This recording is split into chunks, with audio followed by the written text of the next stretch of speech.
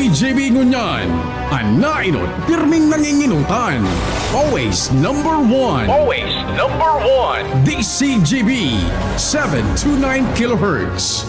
Enot sa Bareta, Enot sa Gabos. Ang DCGB, miyembro kan KBP, kapisanan ng mga broadcaster ng Pilipinas. Ang oras niya to mga tugang alas 12:01. Ipinipresentar kan Radyo DCGB ang kabilugan kan mga baretang kinalap kan pinagsarong puwersa kan News Center asin Megaforce Patrol. DCGB Bareta alas 12. DCGB Bareta alas 12. Mga pinakahuling pangyayari sa Kabikolan, sa nasyon asin ibang parte kan kinaban. Ibabareta na ngunyan. DCGB Bareta alas 12. Ngunyan ang sa inyong tagapagbareta. Diyos maray na udto sa Indogabos mga tugang ngunyan na aldaw nin Sabado, Setyembre 27, 2025, ini ang Bareta alas 12. Kami po ang sa indong mga magiging tagapagbareta. Sa pangaran po ni Miss Gina Ritterly, ako po si Jasmine Baloloy. Ako man po si Bert Nunez. Headlines kandara kulang mga bareta sa lado lokal, Diocese nin Legazpi, gigibuhon ang special collection para sa mga nadanyaran kan bagyong Opong sa Masbate. Sa kayang pandagat sa nagkaperang probinsya sa rehiyon Bicol, balik biyahe na ngunya na aldaw. Coast Guard District Bicol idineploy ang 5 DRG sa Masbate. DPWH Bicol nagpaluwas nin travel advisory manungod sa mga mayor na tinampokan Masbate. Sa lado nasyonal, 5 aldaw na calamity leave isinulong sa Kamara de Representantes. Surprise witness sa pagdangog kan Blue Ribbon ipapasairarom sa background check. PBBM dai makikiaram sa investigasyon matapos maimbwelto si dating House Speaker Romualdez sa pigsasabing flood control kickback. Congressional insertions original scene kan maanumalyang flood control projects sigon kay Senator Ping Lacson. Sa ibang nasyon, US President Donald Trump nanindugan na dai tutugutan na sakupon kan Israel ang West Bank. Baretang Sports, Ghana, ipinagbawal ang kawat na boxing matapos magadaan ang sarong boksingero. Iyan po ang headlines ngunyan sa mga detalyes kan mga bareta. Ang baretang ini hatod sa Indukan. Artisan Joint Supplement. Bumabagal ang galaw dahil sa joint pain at arthritis. Mag-Artisan. Gigibuhon kan Diocese kan Legazpi ang special collection sa misa kada Domingo pati na ang anticipated services sa Sabado para sa mga nadanyaran kan bagyong Opong sa Masbate. Sigon sa ipinaluwas na anunsyo kan Diocese, ang makokolektang kwarta i-remit sa Diocese kan Masbate tangani maipaabot ang tabang kan simbahan sa mga apektado. Ipig-ing ganyaran man kan Diocese ang publiko na magtaonin tabang na udok sa saindang buot tangani masuportahan ang mga naka-eksperyensya nin danyos asin na apektaran kan bagyo. Ang baretang ini hatod sa Indukan. Plemex for Kids. Mommies, agapan agad ang ubo at plemang nakabara. Pambatang lagundi. Plemex! Balik biyahe na ang mga sakayang pandagat sa nagkaperang probinsya ngunya na aldaw. Basado sa ipinaluwas na Sea Travel Advisory kan Coast Guard District Bicol, alas 8 kasubanggi kan pinagtutugutan ng magpadagos ang operasyon kan gabos na watercrafts sa Albay, Catanduanes, Camarines Sur, asin Sorsogon. Mientras na padagos naman ang operasyon sa Masbate, alagad ang mga sakayang pandagat na may gross tonnages na 250 pababa na nagbabiyahe sa eastern asin western seaboards kan Masbate, Kaibahan, Anticaw asin Burias Island. Ang pinag-abisuhan na dai na mag-operar. Idineploy kan Coast Guard District o CGD Bicol ang 5 Deployable Response Groups o DRG kasuhapon bilang dagdag na puwersa sa probinsya kan Masbate na naapektaran kan bagyong Opong. Ang kada DRG kompwesto nin 12 personahes asin nagtataong asistensya sa mga clearing operations, relief distribution asin iba pang emergency response activities. Apwera kay ni fully equipped man para sa search and rescue asin relief and rehabilitation operations kay bahan na ang go bags, life vests, life rings, communication devices asin ropes. Sarado pa sa ngunya na nagkaperang mayor na dalan sa probinsya kan Masbate dahilan kan epekto kan bagyong Opong. Basado sa ipinluwas na travel advisory kan Department of Public Works and Highways o DPWH Bicol. Ngunya na alas 5 nin maagahon, da ipa pwedeng maagihan sa ngunyan kan magagabat na bihikulo an San Fernando North Road, San Fernando Monreal. Dahilan kan mga nagkaturumbang kahoy mantang bukasan na sa mga motorsiklo an San Fernando North Road, San Jacinto, San Fernando. Apera kaini dahilan ka nagkaturumbang kahoy, poste nin kuryente, as nakalaylay na mga power cables. Mga magian na bihikulo sana ang pwedeng makaagi sa MR Espinosa Airport Road, JCT, Tawad Tubalud Road, asin sa Poblasyon Katayngan Road, mientras na limitadong akses na an Masbate Circumferential Road. Dahilan ka nagkaperang natumbang poste nin kuryente matang da ipa pwedeng maagihan an Poblasyon Balud, Tutalisay Road dahil sa ruminampahog na tinampo.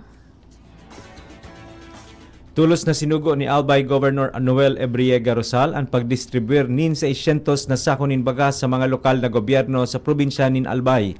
Ang lakdang katakod kan ipinautob na decampment order kan Provincial Disaster Risk Reduction and Management Council, Albay Public Safety and Emergency Management Office kasuhapon. Ang supply enot nang nakapreposisyon sa Provincial Social Welfare and Development Office Warehouse kan probinsya pati na ang NFA Warehouse bago pa uminabot ang bagyong Opong sa Albay. Sigun kay Rosal, ang asistensya parte kan augmentation efforts kan gobyerno probinsyal sa relief operations initiatives kan mga lokal na gobyerno. Nanutaran kan Coast Guard o CGD Bicol ang 3,900 na stranded na pasahero dahilan kan bagyong Opong sa ipinaluwas na Maritime Safety Advisory kan ahensya alas 8 nin pagkabanggi kasubanggi. Totalmenteng 3,965 pasahero ang stranded sa mga pantalan kan rehiyon Bicol. Apera kaini nanutaran man ang 1,368 rolling cargos asin 5 vessels man ang stranded mantang 112 vessels naman ang para mientras na nakagilid sa mga pantalan. Sa ngunyan tinugutan na kan CGD Bicol ang pagbabalik biyahe kan mga sakayang pandagat sa Albay, Catanduanes, Camarines Sur, Masbate asin Sorsogon. Matrayumpong naaprehendir kan mga otoridad kan Legazpi City Police Station o CPS ang city's most wanted person kasuhapon.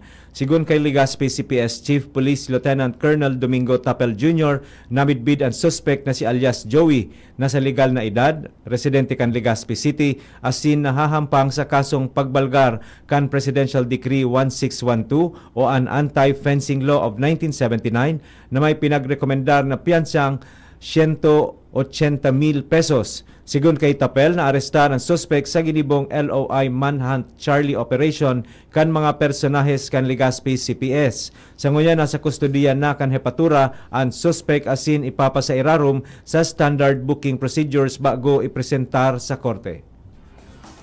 Na-i-distribuir kan lokal na gobyerno kan Kamalig sa 30 benepisyaryo kan Livelihood Project on Strengthening Barangay-Based Micro-Enterprises ang mga starter kits kan nakaaging aldaw.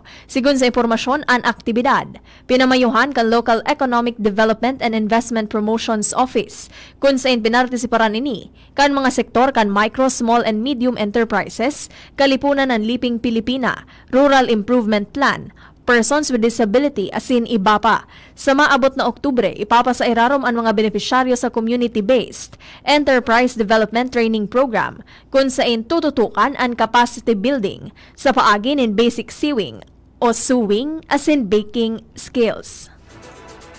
Abangan pa ang ibang mga bareta sa pagbabalik kan Bareta alas 12. Mga tugang, abangan ta ang pinakabagong programa digdi sa DCGB Radio. Ang programang mahatod ning mga impormasyon, mga istoryang kapupurutan nin inspirasyon na naidulot kan pagtatrabangan ganing maiangat ang pagkabuhay kan mga Bicolanong paraomang benepisyaryo. Mag-iribahan kita alas 10:30 hasta alas 11 nin pagkaaga. Magantabay asin maghinanyog sa Kape asin Baretang Agraryo. The Diocese of Legazpi brings you One Voice Part 2. One Voice Part 2, a dinner concert for a cause, featuring the clergy and seminarians of the Diocese of Legazpi with renowned chef, Chef Jesse Senchoco, as we serve fine dining experience. Sana naman po yung mga kababayan natin sa Legazpi at sa mga kalapit bayan, huwag po kayong manghinayang sa itutulong ninyo. Huwag tayong titigil ng paggawa ng mabuti, lalong-lalo na kung para sa Diyos na pinagmulan ng lahat ng ine-enjoy natin sa buhay. Happening on October 10, 2025, 6 p.m. at the Legazpi City Convention Center, LC3. Reserve your seat now. Tickets available at your local parish. Be a benefactor. Support a seminarian.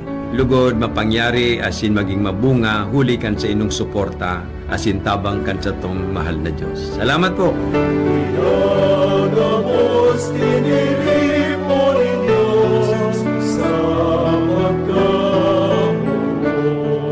Piolo Pascual po. Sa ubo at hika, may Plemex Forte Syrup and bottles. Pero para sa ginhawang kailangan agad, may Plemex Forte Capsule and Blister Pack. Madaling bitbitin, kayang ibulsa. Gawa sa natural na lagundi na tumutunaw at nagpapalabas ng plema. Convenient na, ginhawa pa. Plemex Forte Lagundi in Capsule. Basta lagundi, Plemex. Easy! Vitex Segundo L is the generic name of Plemex Forte. If symptoms persist, consult your doctor.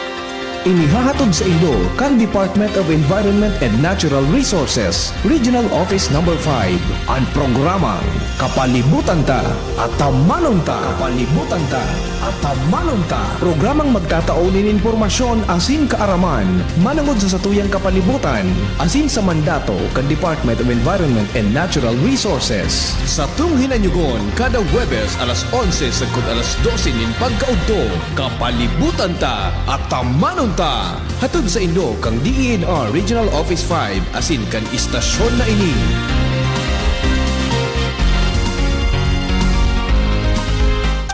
Nagdadangog kamo sa DCGB. Always number 1, always at your service. Balik po kita sa Bareta alas 12 para sa detalyes kan mga Bareta sa lado nasyonal asin iba pa. Isinulong ni Trabaho Party List Representative Johan Bautista ang 5 aldaw na calamity leave na igwang full pay o bilog na bayad sa mga kwalipikadong empleyado kan gobyerno asin pribadong sektor na direktang apektado nin kalamidad. Nakapalaman ini sa House Bill 4432 o ang propwestong Calamity Leave Act na isinumitir ni Bautista. Ang kamawatan na matabangan na makabangon ang mga biktima nin kalamidad kung saan sigurado na igwa pasindang makukuang sweldo maski absent sa trabaho. Base sa propwesto ni Bautista, kaibahan sa mga rason para sa calamity leave ang mga minasunod. Tulos na pag-irahay asin paglinig nin apektadong harong o propriedad, pagka-stranded sa lugar na rinapadukan kalamidad o kawaranin available na transportasyon, nalugadan o naghehelang o nagkahelang dahil sa kalamidad, pagtabang sa kapamilya na biktima kan kalamidad asin iba pang makakanigo na rason na sasabihon kan empleyado. Dai makikiaram si Presidente Ferdinand Marcos Jr. sa pigigibong investigasyon may kinaaraman sa maanumalyang flood control projects. Sigon kay Palace Press Officer Undersecretary Attorney Claire Castro, na igwang Independent Commission for Infrastructure o ICI na binilog ang Presidente na iyo ang nakatutok para imbestigaran ang nasabing issue. Ginibo kan Palace official ang pahayag kan mahapot may kinaaraman sa pagkakaimbuelto kan pangaran kan pinsan kan Presidente na si dating House Speaker Martin Romualdez sa pagdangog kan Senate Blue Ribbon Committee kung saan naunambitan sa testimonya kan dating security aide ni Ako Bicol Party List Representative Elizalde Co na si Orly Gotesa na nagahatod nin mga maleta na may laog na milyones na kantidad nin cash sa arong kan dating House Speaker. Digdi sa giraray na tinauan ni Undersecretary Castro na gusto kan Presidente na dapat may maipresentar na ebidensya, gabos na ipepresentar na testigo sa pigsasabing anomalya sa nasabing mga proyekto para magamit sa korte en kaso may saangatanin kaso. Question man kan opisyal ang pagiging lehitimo kan affidavit ni Gutesa matapos na magluwas ang report na peke ang nasabing affidavit matapos kontestaron kan abogadong nakapirma ang pagnotaryo sa nasabing affidavit. Madidifisilan ang mga grupong gustong ikonektar si Presidente Ferdinand Marcos Jr. sa anomalya sa flood control projects, kasunod naman kan pagpahayag sa pangaran kan sa iyang pinsan na si dating House Speaker Martin Romualdez. Sigun kay Palace Press Officer Attorney Claire Castro, na dai magpapaimbestigar ang presidente kung sa hiling niya igwaman ining paninimbagan sa kontrobersiya. Sinabi ni Castro na ang mga obstructionist sana ang igwang siring na pag-iisip para rauton si Presidente Marcos Jr. Sa ginibong pagdangog kang Senate Blue Ribbon Committee, naonambitan ang Aguado resident sa Malacañang Complex na saro sa pinagdarahan kan malimaletang kwarta para kay Romualdez. Inapod ni Senator Panfilo Ping Lacson na original scene kan maanumalyang flood control projects and congressional insertions. Nagkapira sa mga kalakaran na may kinaaraman sa congressional insertions iyo an Sagasa Parking, NEP insertions as inbentahan kan proyekto. Sigon kay Navotas Representative Toby Tiangco, na may nagkapirang congressman na dai aram an project insertion na ibinugtak sa indang distrito na inapod na Sagasa, asin iba ini sa pig-apod na parking kung saan may kaaram o kinaaraman ang district representative na anibang kongresista ang nagpupurupunir kan proyekto sa iyang nasasakupan. Ang parking iyo ang pirming may katakod na bayad na 5% sigun sa mga nainot na pahayag kan mga dating engineer kan DPWH na sina Henry Alcantara asin Bryce Hernandez. Sinabi man ni Tiangco ang bentahan sa congressional insertions kung saan ang mga kongresista sa man iba-ibang distrito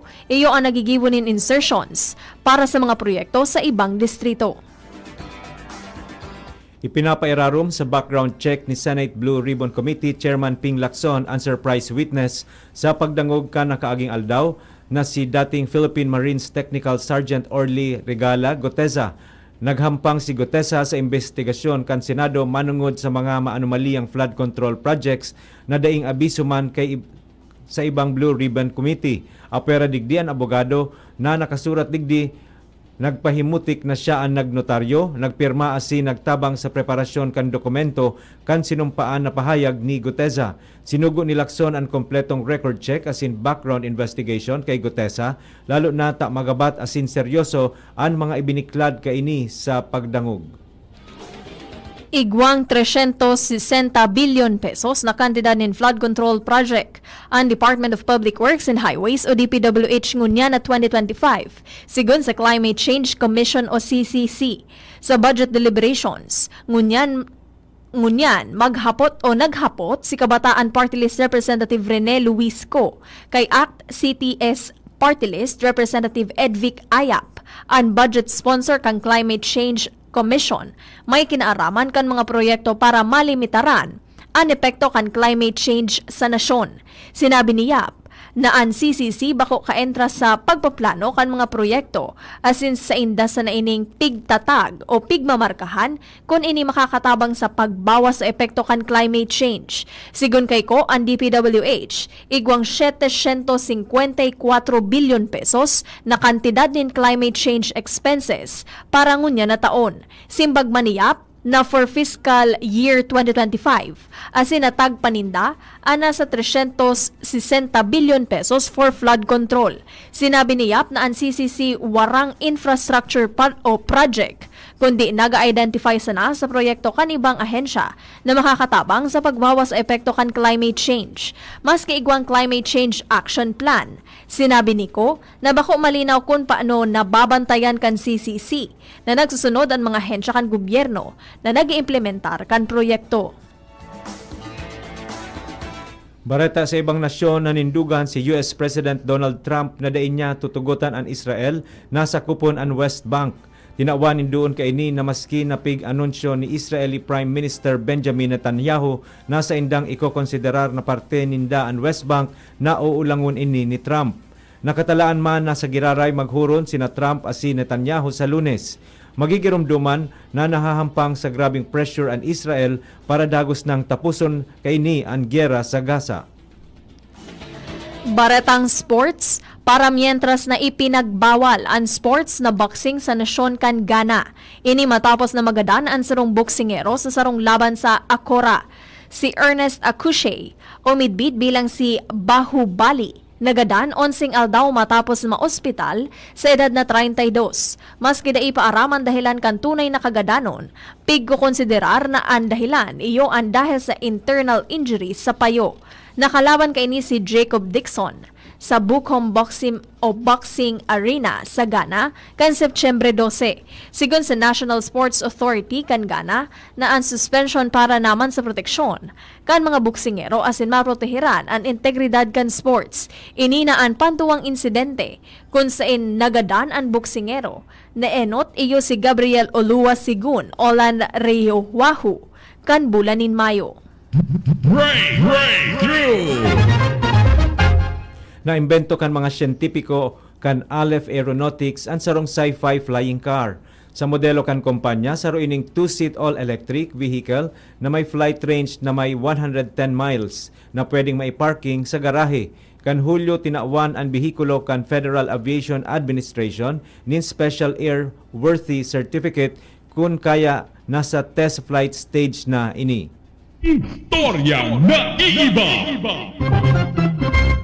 Kada enot na Sabado kan Hunyo, nagtitiripon ang mga residentes kan Lake of the Islets sa Minneapolis tanganing mahiling an pagtasar kan sarong 20 feet na higanting lapis. Nagpuon ang tradisyon matapos na maraot kan bagyo ang sarong lumang oak tree. Sa natad ni na John asin Amy Higgins, alagad imbis na pabayaan na maraot, pinaukit ini na maging sarong dakulang lapis. Ngunya na aldaw, Setyembre 27, taon 1853, namundag si Benito Cosme Legarda y Tuason sa Binondo, Manila. Taon 1901, ka nagdesidir siyang magserbi sa mga Amerikano asin naging miyembro kan Philippine Commission. Siya na ilihir bilang Resident Commissioner from the Philippine Islands to the United States Congress. Si Legarda ang nakapagmukna kan Federalista Party, ang partido na nagbubusol kan Pilipinas na maging US state. Mga tugang iyan na po ang kabilugan kan sa tuyang alas 12 mga bareta, tinipon asin kinalap sa DCGB News Base. Sa pangaran kan mga nagsurat kan bareta, na pinamamayuhan kan sa tuyang News Manager and News Director Sir Mar de la Cruz, kay ba si Miss Nicole Gloriani, Social Media Writers Miss Jenny Macho Balyaran, Miss Shara May Leron, asin Mr. Jimos Barrios. Sa lado technical kay ibata po si Sir Nems Flora, asin si Mr. Jerome Nico Martinez. Sa ngaran po kan bilog na tropa kan Megaforce Patrol asin sa pangaran kan mga nag-aantabay sa DCGB News Facebook page, DCGB YouTube channel, DCGB Live app asin sa 729 kHz sa pihitan kan sa indong mga radyo, kami po ang sa indong mga naging tagapagbareta. Sa pangaran po ni Miss Gina Ritter Lee, ako po si Jasmine Baloloy. Ako man po si Bert Nunez. Abangan po ang masunod na programa Iskaramusa with Miss Angel Mostasa. Diyos mabalos po. Happy weekend! Sa indong nadangog ang mga darakulang bareta, ngunyan aldaw, ang tabayan ng giraray sa